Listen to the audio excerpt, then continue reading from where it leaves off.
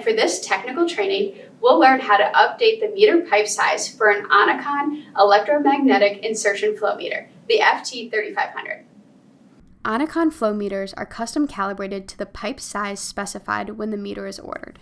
That means the pipe diameter programmed into the meter must match the actual pipe the meter is installed on. If the pipe size is incorrect, the meter will still measure velocity, but the calculated volumetric flow rate will be incorrect. For more information on how to properly measure your pipe outer diameter, please see ONICON's video library for more information and then come back to this video. Once your pipe nominal size is determined, verify that it matches the pipe data on your meter tag. If your nominal pipe size does not match your meter tag, no problem. Continue with the steps laid out in this video tutorial to quickly make the change. The pipe size and other attributes can be updated directly via the FT-3500 transmitter. From the home screen, navigate to the main menu using the 6 square icon. Next, select User Config.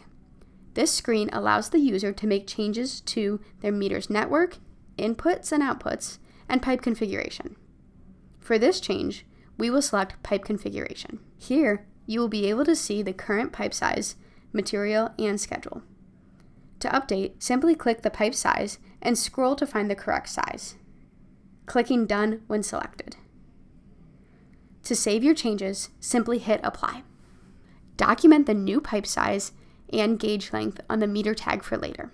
All that is left is to adjust your depth gauge and meter. Use ONICON's video library to give you a step-by-step guide on how to do this. For additional questions, please reach out to the ONICON technical support team. I'm Megan with ONICON. Thanks for watching.